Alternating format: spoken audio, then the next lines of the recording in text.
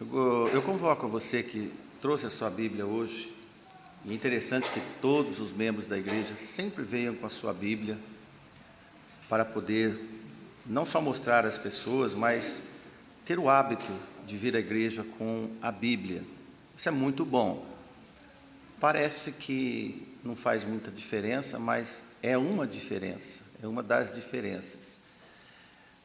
Jeremias capítulo 7, enquanto você procura, primeiro eu quero dar um parecer sobre Jeremias, para depois nós podemos fazer a leitura no capítulo 7. Jeremias foi um dos profetas de Israel. Ele profetizou no século 7 a 6 antes do nosso Senhor Jesus Cristo. Jeremias não pegou nada de bom. Quando Jeremias assumiu, há uns 70 anos antes, a nação do norte já tinha ido para o cativeiro, o Império Assírio. Depois vem a nação sul, da qual ele era profeta, Judá. E Jeremias lamentou muito, ele antecipou essa sentença do Senhor. Se você ver aqui no versículo 20, por exemplo, do capítulo 7, portanto, assim diz o Senhor Deus: eis que a minha ira e o meu furor se derramarão sobre este lugar, sobre os montes, sobre os animais, sobre as árvores do campo, sobre os frutos da terra. Acender-se-á e não se apagará. É uma sentença fatal. O que levou isso foi uma desobediência contínua, de geração em geração. Jeremias, desde a sua infância e juventude, ele viu só coisas ruins em relação à desobediência ao Senhor, apostasia, idolatria. Segundo Reis, capítulo 21, você pode ler depois. Mas aí, irmãos, nós vamos ler esse texto nosso, a partir do versículo 21. Assim diz o Senhor dos exércitos, o Deus de Israel: ajuntai os vossos holocaustos aos vossos sacrifícios e comei carne, porque nunca falei a vossos pais no dia em que os tirei da terra do Egito, nem lhes ordenei coisa alguma acerca de holocaustos ou sacrifícios, mas isto lhes ordenei, dizendo: dai ouvidos à minha voz, e eu serei o vosso Deus, e vós sereis o meu povo, e andai em todo o caminho que eu vos mandar, para que vos vá bem. Mas não ouviram, nem inclinaram os ouvidos, mas andaram nos seus próprios conselhos, no propósito do seu coração malvado, e andaram para trás e não para adiante. Desde o dia em que vossos pais saíram da terra do Egito até hoje, enviei-vos todos os meus servos, os profetas, todos os dias madrugando e enviando-os, mas não me deram ouvidos, nem inclinaram seus ouvidos, mas endureceram a sua cerviz e fizeram pior do que seus pais. Dir-lhe-ás, pois, todas estas palavras, mas não te darão ouvidos. Chamá-lo-ás, mas não te responderão.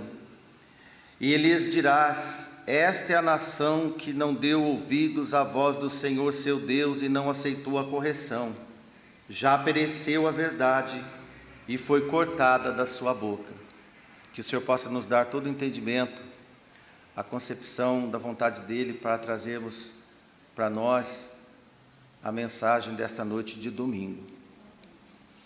É uma leitura pesada, é uma leitura de sentença, não é uma leitura de clamor para que se perdoasse, não é uma leitura de dizer: olha, as oportunidades estão aí, é bom que ouça enquanto é tempo. Já não era mais nesse estágio. Isso que eu quero passar para os irmãos. Isaías fala para eles: assim diz o Senhor, agora façam o que quiser, pois nunca fizeram o que eu ensinei. Do versículo 21 ao 22. Fizeram o que eu nunca falei, nunca ordenei alguma coisa. Estão fazendo seus holocaustos, seus sacrifícios, então continue fazendo. Quisera eu que me ouvissem, isso ia dar muito bem para vocês, diz o Senhor. No versículo 23, mas isso lhe ordenei, dai ouvido à minha voz. Quantas vezes os profetas, os homens de Deus, disseram aos reis de Israel, aos reis de Judá: dai ouvido à voz do Senhor. Além deles não darem ouvidos, fizeram o que bem entendiam, o que bem eles queriam. Andaram nos seus próprios conselhos, e diz aqui, no propósito do coração malvado. Andaram só para trás e não para frente, diz o versículo 24. O Senhor diz: nunca deixei de enviar mensageiros dia e noite, mas nunca ouviram. Fizeram pior que seus pais. Pregador nunca faltou, faltou ouvidos. Como pregador nunca faltou, cada vez vocês fizeram pior, pior ainda que vossos pais. E assim foi. Versículo 26 diz: e fizeram pior que seus pais. O que me levou essa semana, irmãos, a preparar esse sermão para a igreja, propriamente dito, eu estava no trânsito essa semana, e olhei atrás de um caminhãozinho baú, esse caminhãozinho 3/4, e eu li uma frase, que a maioria dos caminhões tem frases, né? E eu procuro ler. Algumas, a maioria delas, são inapropriadas, mas algumas a gente lê. Mas nessa estava escrito assim, esse caminhão não era nem de Pereira Barreto, mas estava escrito assim: escrever que Deus guia é fácil, difícil é ser guiado por Deus. Mas eu fiquei lendo e relendo, e primeiro ele começou com uma crítica: escrever que Deus guia é fácil, porque a maioria dos que dizem a respeito de Deus, dos motoristas, é guiado por Deus, dirigido por mim. E aí ele escreveu assim: dizer que Deus guia é fácil, o difícil é ser guiado por Deus. Isso foi na terça para quarta-feira, e essa frase me fez pensar maior ainda, pensar mais. E se um caminhoneiro, eu não sei se ele é um homem de Deus ou não, mas ele fez uma crítica, e essa crítica poderia estar nos púlpitos dos dias de hoje, mas provavelmente nem todos os púlpitos são críticos em relação ao comportamental do povo de Deus, porque geralmente nós vemos frases bem assim leves, né? Propriedade de Deus, presente de Deus, essas são as frases do dia, até por coincidir com a própria teologia que anda se pregando por aí. Algumas são mais espalhafatosas. Eu li uma assim: Deus é jóia, o resto é bijuteria, e daí vai para baixo. Mas eu gostei muito dessa primeira frase, e isso me implicou trazer para a igreja comentários sobre a palavra do Senhor, principalmente quando ele escreve: difícil é. Essa frase do caminhoneiro entra num campo que muitos não avançam para observar, para digerir, para conceituar a frase: difícil é. Eu até fiz algumas alterações, porque quinta-feira o irmão Davi pregou sobre a dificuldade que nós temos nesse mundo. Mas, irmãos, olha, se estamos preocupados, é um bom sinal. Ruim se o povo de Deus não está preocupado. Ainda que nos restem as dificuldades do querer e não efetuar, se o querer está em nós, amém, aos moldes do apóstolo Paulo. E quando eu quero e não faço, eu não estou estável, mas eu estou numa busca de querer acertar. Pode ser que difícil mas eu quero chegar. Olha, Jeremias via no povo apenas frases: somos de Deus. Eles cultuavam, faziam cultos. A voz do povo não era a voz de Deus. E o Senhor autorizou Jeremias dizer isso ao povo. Versículo 4 diz: não vos fieis em palavras falsas, dizendo: templo do Senhor, templo do Senhor, templo do Senhor é este. Fiar em alguma coisa é se assegurar dela. Por que Jeremias diz isso? Que eles viam o templo do Senhor e diziam: templo do Senhor, o Senhor está conosco, nós temos o templo de Deus. Cuidado você que tem a igreja de Deus. Cuidado você que tem a versão da Bíblia de Deus. Cuidado você que se certifica em templos e não na vontade do Senhor. Esse motorista me alertou falar com os irmãos mais uma vez, porque eu vejo hoje, irmãos, e dentro das igrejas nossas, as pessoas nós queremos viver protegidos, abençoados, mas nós não queremos assumir renúncias.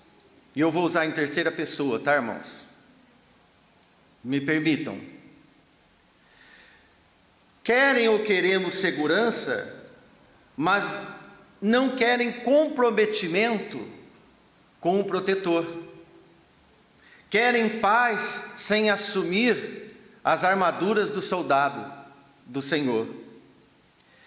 Querem igreja, mas não querem assumir comunhão com a igreja e com os membros da igreja. Querem prosperidade, mas não são fiéis nas ofertas de alegria e contentamento. Querem paz, mas não querem pais educadores e disciplinadores. Querem filhos, mas não assumem o dever da paternidade e da educação. Querem bom emprego, mas não se capacitam. Querem pais protetores, mas não querem obedecê-los. Querem companhia, mas não se dispõem à fidelidade. Querem Cristo, mas não querem tomar a cruz de Cristo. Todos querem Deus, mas obedecer é o impedimento de muitos. Sujeitar é o impedimento de muitos. Alguns séculos antes de Jeremias, houve uma conversa muito áspera entre o profeta Samuel e Saul. Saul tentava argumentar com Samuel a validade dos seus holocaustos e dos seus feitios. Dizia Samuel que tinha dado ouvidos ao Senhor. Dizia Samuel que ele tinha obedecido ao Senhor, que caminhou nos seus caminhos, que o Senhor enviou, que o Senhor determinou. Veja lá 1 Samuel 15, 20, por exemplo. No versículo 22 de 1 Samuel 15, olha que interessante: porém Samuel disse para Saul: tem porventura o Senhor tanto prazer em holocaustos e sacrifícios, como que em obedecer a palavra do Senhor? Eis que obedecer é melhor que o sacrificar, e o atender é melhor do que a gordura dos carneiros, porque a rebelião é como o pecado de feitiçaria. Rebeldia contra o Senhor é como um pecado de feiticeiros, de bruxaria.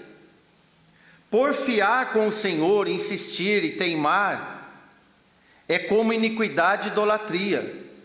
Teimosos na igreja é igual idólatras. Então, irmãos, esse espaço de aproximadamente aqui 4 séculos, praticamente pouco mudou entre Saul e o povo, mesmo passando por Davi, passando por Salomão, dividiu as nações, a nação em duas nações. Por isso que Jeremias diz: vocês são piores que seus pais. Viver no Senhor é derreter e desfazer seu eu. Jeremias não conseguiu colocar as palavras no coração do povo, não ouviram e não obedeceram. Faço coro com Jeremias, porque os pregadores de hoje não são obedecidos na palavra do Senhor que pregam. Podem concordar, podem aceitar, mas a prática ainda é uma dificuldade, ainda, porque acostumam desobedecer. Há um tempo que a indiferença e a desobediência associam e selam o peso da maldade. Isso aconteceu com o povo. Não reagem mais à voz do arrependimento. Você tem ouvido e visto na televisão o que anda acontecendo lá na Cracolândia, em São Paulo. Quem é que dá jeito naqueles infortunados, viciados, dependentes daquele vício? Nem a internação compulsória, meus irmãos, dá mais jeito. Pode ser paliativo, mas eu ouço de alguns: só pela misericórdia de Deus. Só pela misericórdia de Deus. Quando Paulo observa na igreja de Roma uma amputação necessária, é por isso que somos confrontados pelas palavras do apóstolo Paulo, quando nós lemos em Romanos capítulo 6, versículo 6, quando Paulo diz: sabendo isso, que o nosso homem velho foi com ele crucificado, para que o corpo do pecado seja desfeito, para que não sirvamos mais ao pecado. E isso nós lemos domingo passado. O que é desfazer, irmãos? É desfigurar, desmanchar, descaracterizar. Como os homens querem religião, mas sem se desfazer de si, descaracterizar de si, sem amputar, há necessidade de brotar novas e novas religiões e seitas. Heréticas que são, mas lotadas como são, que atendem os desobedientes, uma igreja sem Cristo que usa o nome de Cristo. Tem o nome dele, mas ele não habita.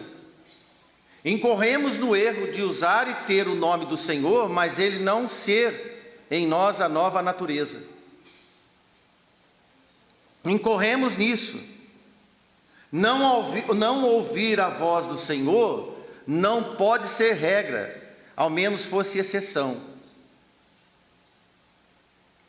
O espírito arrogante de Saul é uma praga da geração autossuficiente, independente, geração que conquista para não depender de ninguém. Não conquistam para ajudar, conquistam para não depender. Geração que não quer ordenanças do Senhor.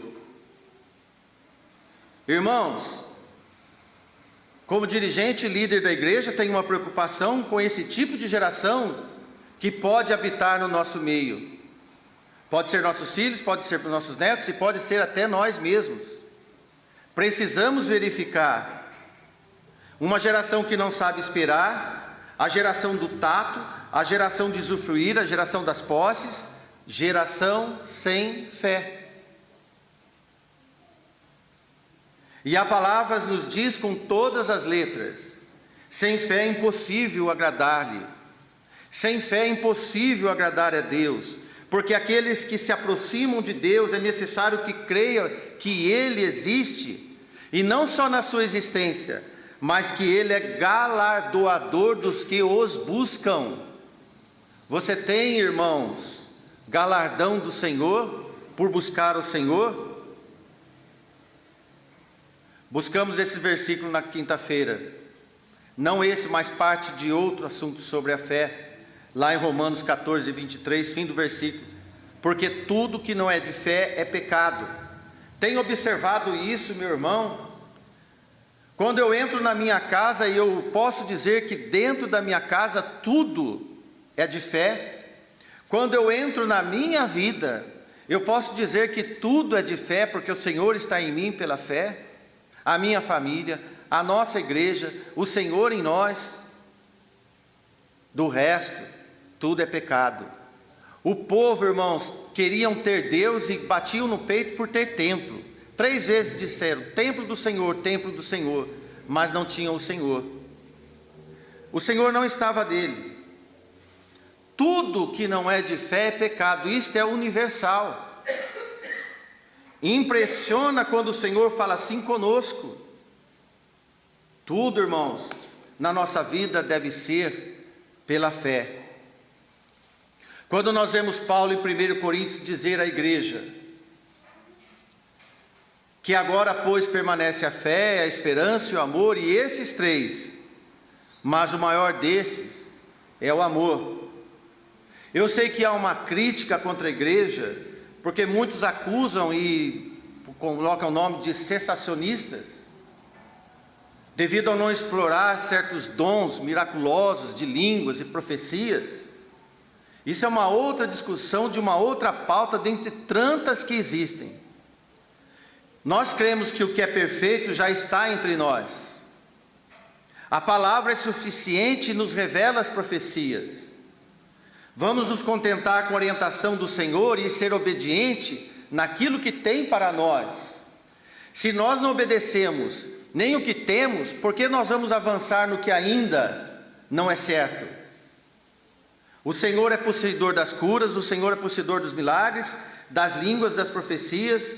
Nós não temos o direito de querer forçar, vigorar e tornar uma contumácia naquilo que o Senhor diz que com o tempo ia diminuir ou acabar. Saul agiu forçando a aprovação das coisas que o Senhor não pedia. O povo de Israel, Jeremias dizia, vocês fazem aquilo que o Senhor não aprova. Fazem holocausto, fazem sacrifício, fazem as festas, mas o Senhor não está no sacrifício, o Senhor não está nas festas, o Senhor não está em nada. Tome esse paralelo com a igreja secular de hoje. Como a soberba está na alma desta geração de hoje. Quando nas igrejas trazem o carregamento da cópia de uma religião, e não de arrependimento. Vêm carregados e sobrecarregados, ou da família que não educou, ou das igrejas da formação que veem, ou que estão, ou que nasceram. Essa geração joio é o campo que brotam as neo-igrejas, as neo-seitas, só para moldar seus conceitos para usufruir dos seus próprios gozos, da sua própria religião. Irmãos, qual seria a pregação de Samuel e Jeremias e os apóstolos entre nós? Seria diferente da pregação que nós fazemos hoje à igreja? Por acaso não está nas Escrituras a pregação do Senhor? Será que os apóstolos hoje aprovariam os sacrifícios, os votos judaizantes, as promessas, cultos nos montes, do sacrifício nos outeiros de outrora? Que paralelo nós podemos fazer dos cultos que vigílias que fazem nos montes, e também dos sacrifícios que se faziam nos outeiros? Qual a diferença entre monte e outeiro? Nenhum. Os dois são relevos altos. Qual seria a pregação dos apóstolos entre nós? Aprovariam as curas, as línguas falantes, que nem eles entendem o que verbeiam? Os milagres duvidosos, os relicários judaizantes em pleno uso sacrificial? Irmãos, nós devemos ser críticos na palavra do Senhor, e não nas nossas ideias e conceitos. Mas para essa geração evangélica, caiu como uma luva suprir o desejo dessa geração. As denominações que vêm todas carregadas de tudo que eles bem querem. e tem o rótulo do Senhor. É uma miscigenação de tudo quanto é parecer teológico que possa existir, de milênios atrás, da filosofia, de cultos pagãos, e fazem uma religião para contentar o homem, para consagrar o homem no homem. Isto não é de Deus. Isto não é de Deus. Jesus disse, irmãos, porque muitos virão em meu nome dizendo eu sou Cristo, enganarão a muitos. Na vista nós podemos ver o fator numérico, muitos. Mateus 24:5. Se há muitos condutores cegos, é porque a seara é grande para eles, e tem público disponível. Jesus alertou em Mateus 15, a partir do versículo 7, hipócritas, bem profetizou Isaías a respeito de vós, dizendo: este povo se aproxima de mim com a sua boca e me honra com seus lábios, mas o seu coração está longe de mim. Mas em vão me adora, ensinando doutrinas que são preceitos de homens. Você acha, meus irmãos, que no passado de Jesus, que isso era fato, nós vemos em Jeremias e todos os contemporâneos dele, nós vemos em Isaías, nos pequenos profetas, como está nos pequenos livros por numeração na Bíblia, nós vemos nos dias de Jesus, e agora nós vemos nos derradeiros dias até a vinda do nosso Senhor Jesus Cristo. Nós não podemos nos deixar de enganar-nos, e Jesus foi muito claro sobre isso, não há dúvida. Não há como suportar aflições, meus irmãos, se não houver obediência. Hoje, a geração de hoje é uma geração que odeia o ensino e a disciplina, em todos os estágios: família, escola, emprego, igreja. Ontem eu conversei com um irmão que dá aula aqui na FIU, ele disse: agora mudou na FIU, a FIU agora vai começar a reprovar. Você pode ter certeza que a evasão escolar também vai aumentar. Se a escola melhora o nível, as pessoas se afastam. As pessoas querem diploma, mas não querem conhecimento. As pessoas querem Bíblia, mas não querem obedecer a Deus. As pessoas querem igreja, mas não querem obedecer à vontade do Senhor, na igreja verdadeira do Senhor. As pessoas querem emprego, mas querem trabalhar pouco. As pessoas querem família, mas não querem obedecer à família. Que mundo é esse, irmãos? Que diferença há de Jeremias, do que Jesus pregou e nós vimos aqui, e dos tempos de hoje, para ficarmos calados e vemos um caminhoneiro alertar sobre esse grande erro apostático, essa grande heresia no meio do povo, que se diz povo de Deus. A multidão de Judá dizia: temos templo, temos Deus, façamos os sacrifícios. Assim hoje, irmãos, está o nosso mundo. O pecado está infiltrado na própria natureza, no homem. Nós não podemos ficar calados a respeito disso. Precisamos, com muito ardor, compromisso, compreender que a nossa realidade em relação ao mundo, como conviver com o Senhor nesse mundo, um mundo que o mal reina.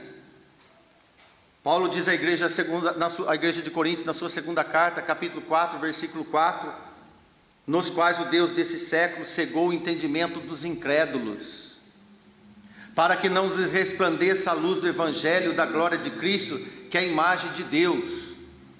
Olha, depois que Jesus disse a respeito do povo que ia ouvir a ele, Paulo escreve isto à igreja. Qual é a geração que nós temos? O Deus desse século cegou o entendimento dos incrédulos. Dos filhos de Deus, não. Dos incrédulos, sim. Para que a luz do Evangelho não resplandeça a glória de Cristo, que é a imagem de Deus. Poucos irmãos, não estarão no âmbito, no conceito dos incrédulos. Veja uma lição de relacionamento obediente sem perder consistência no mundo de hoje. A fidelidade e obediência a Deus para uma igreja cosmopolita de Roma,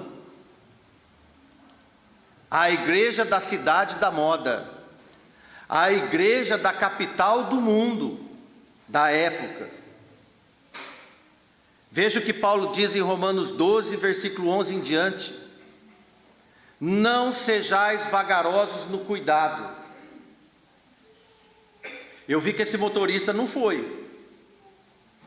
Não sejais vagarosos no cuidado, sede fervorosos no espírito, servindo ao Senhor. Sede pacientes da tribulação, perseverai na oração.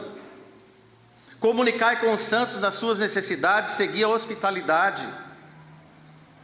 Sede unânimes entre vós, não ambicioneis coisas altas, mas acomodai-vos às humildes, não sejais sábios em vós mesmos.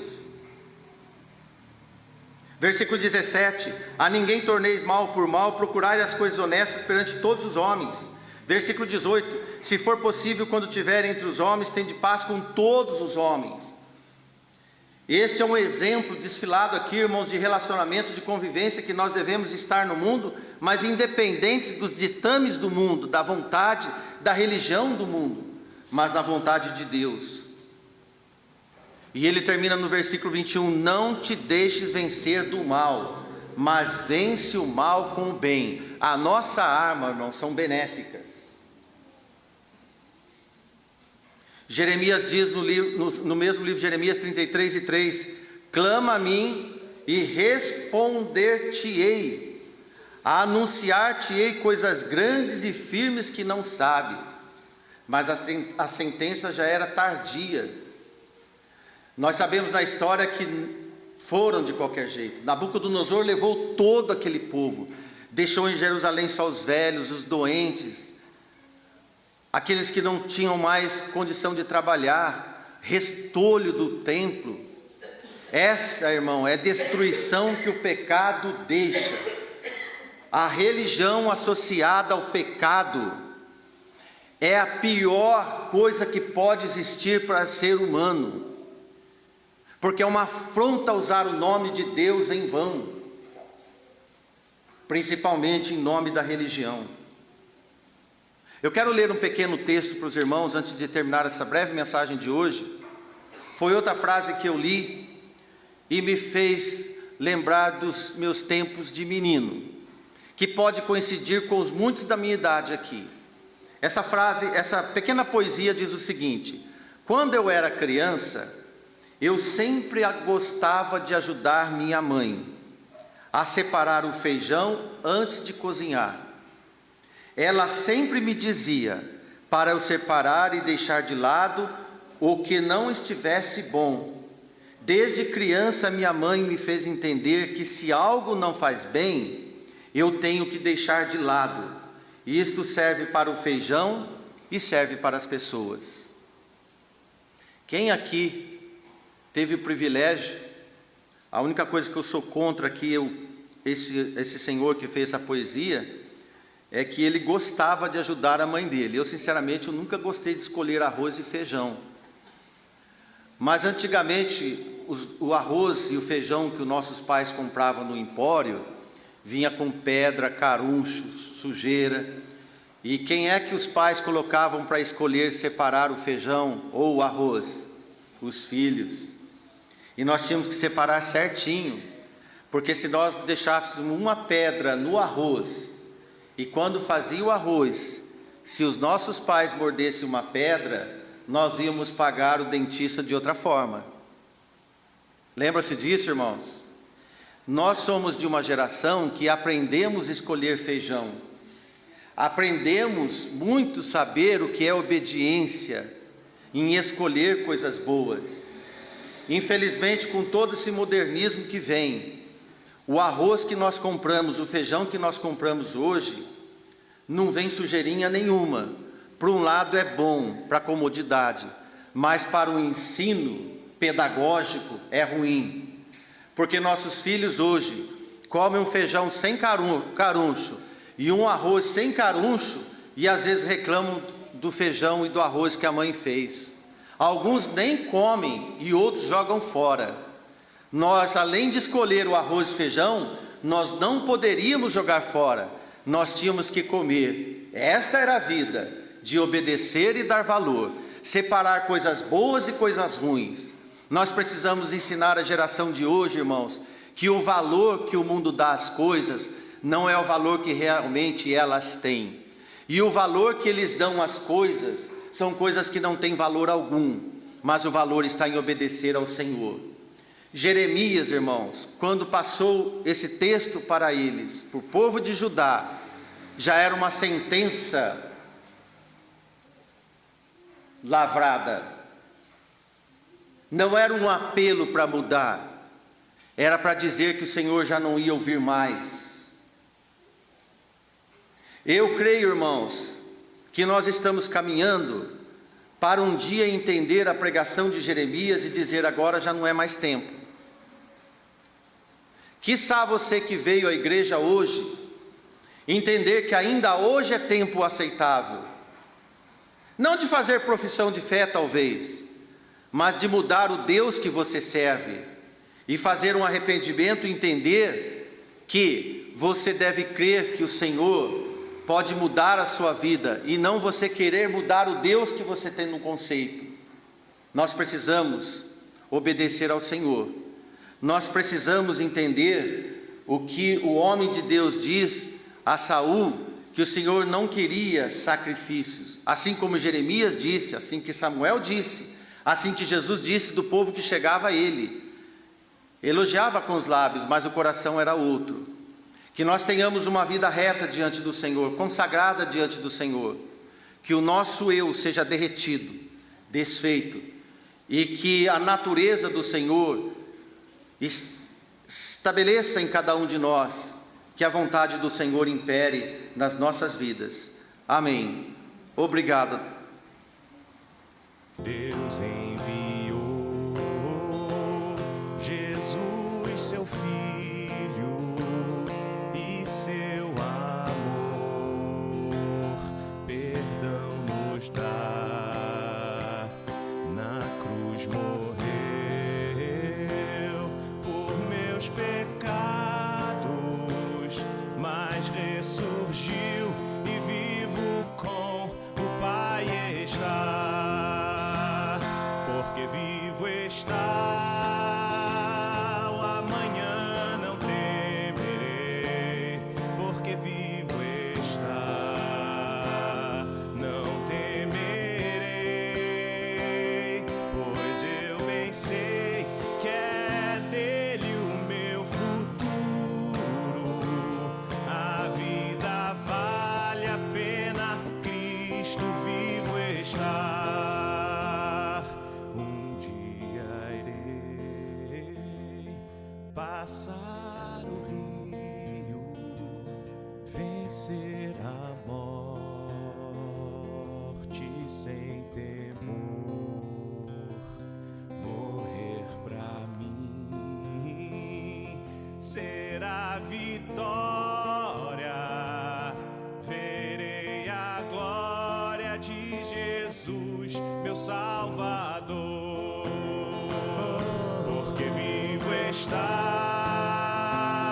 o amanhã não temerei. Porque vivo